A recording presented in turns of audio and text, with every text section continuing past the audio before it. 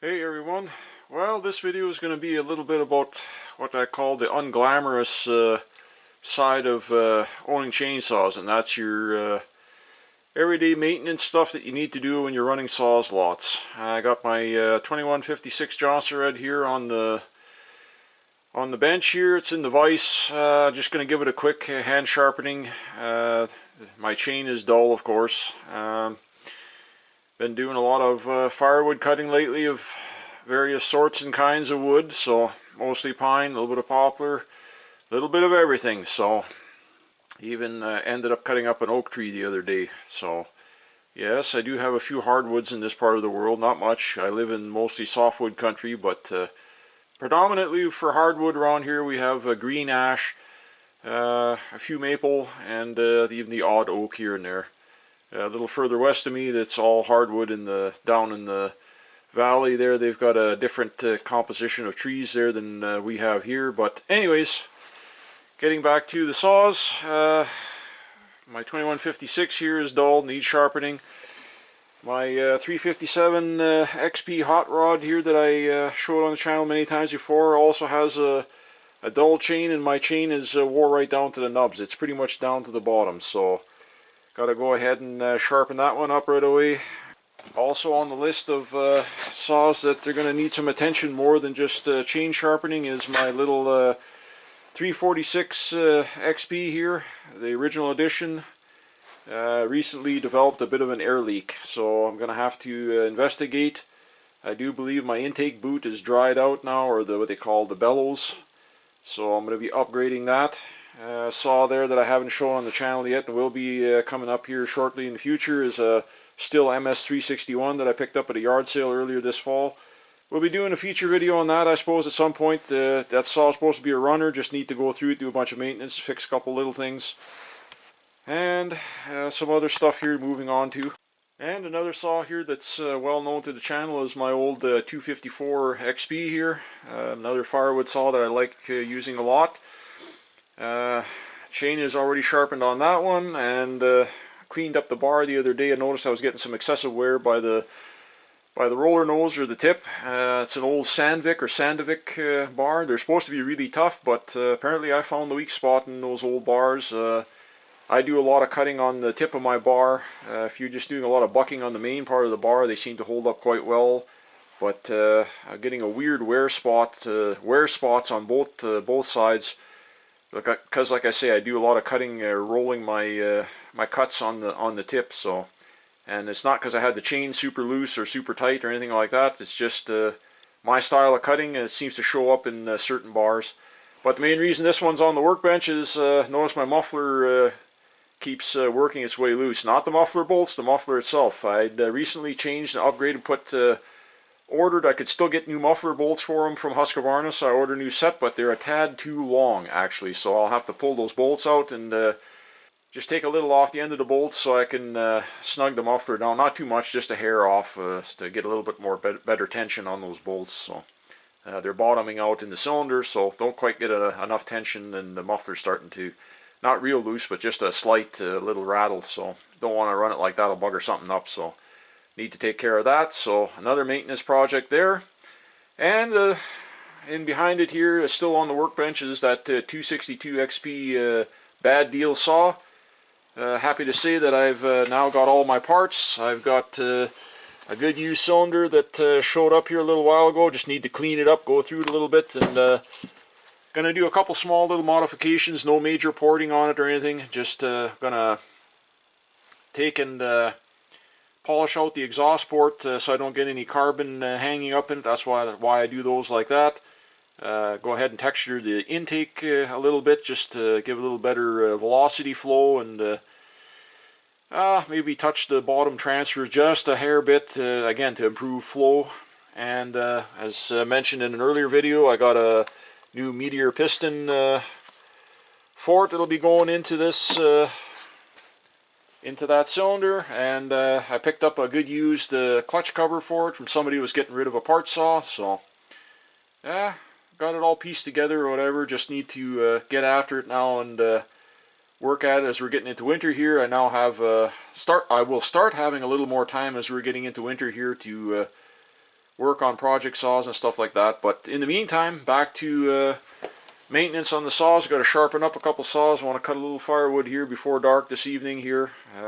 Got to keep the shop stove fed here, and so I can work on these projects. So can't forget to mention the old Johnster at 2171 there. My chain here is not dull, but the bar's got a little bit of a funky wear groove in it there, and it's making the chain rock a little bit over to one side and making it cut a bit cockeyed in a big cut. So gonna go ahead and pull that bar off and run my cheap import chain rail or the bar rail closer tool that I got there over it, and tighten up the groove so to stop that odd flip-flopping of the chain around so the saw cuts straight. So a little bit of maintenance work to do there on that. Yes, my shop is insanely messy. That's just how it is here.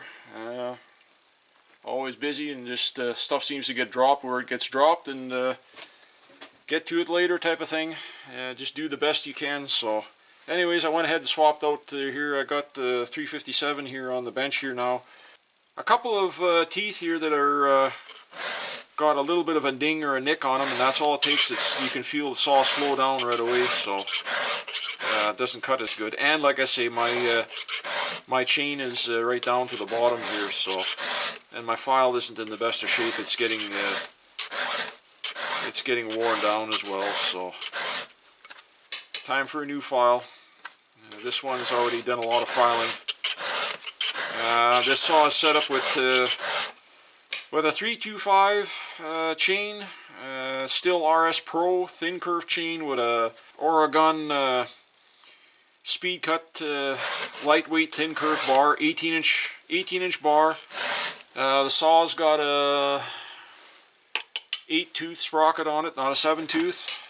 This saw, I tried it with a 7-tooth, and it has a tendency to pull away in the cut when you're cutting, and what I mean is over rev, which isn't good for any saw. You got to load them. So by doing changing up the gearing is what you're doing. Put a bigger sprocket, speeds up, you get more chain speed, and pulls the saw down a little bit and properly loads your motor. Dull chains are hard on saws no matter how you cut it. Pardon the pun. That's just how it is. This side of my chain here, it's more on the, I think on the other side here, I touched a little bit of dirt. Like I say, I nicked a couple of teeth. Yes, I turn my saw around when I sharpen in the vise. I don't, I just spin the saw around, it's faster. When I'm sharpening on the bench on the vise, I just spin the saw around. It's just easier for me that way. So yeah, I got some teeth here that got a little bit more shine on the top plate than others. So, but like I say, maintenance is a big part of what you're doing. This isn't a how-to on sharpening saws here. I'm just talking as I'm doing. I know some of you are gonna criticize and say I'm not rotating my file as I'm filing. Well, that's why they've got a rotational flute around the file. If you look, it's got a spinning rotation in the file teeth. That's to counteract the straight line filing. At least that's what was explained to me one time by a manufacturer rep. Anyways, long time ago, and I talked to them one about the design of files and stuff. So, but this is the unglamorous part of, if you will, if you want to say, of chainsaw maintenance.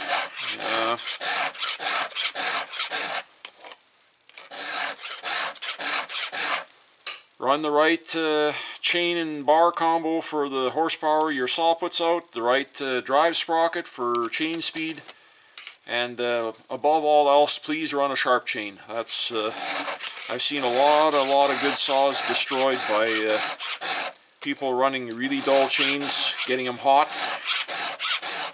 Heat is the #1 enemy of a little two-stroke motor, and especially in chainsaws, you'll cook your you burn up your crank seals and hard on the bearings and your clutch drum and clutch bearing. Everything takes a beating when you and you burn up bars and you burn up chains pretty quick when you run a dull cutting system. And right now, with the price of this past year and then the year coming ahead here, with the price of saw bar, there we go, I'm done. With the price of saw bars being what they are and keep going up every few months, all the major manufacturers are pretty much jumping their prices on chains and bars. So if you don't maintain and you're destroying equipment, you're costing yourself a lot of money. I mean, it's your problem. If you want to do that, that's he who pays the bill has the final say type of thing. So that's up to you if you want to do that. But I've always tried to get as maximum amount of life out of my saw change as I can. I literally sharpen them right down to a point.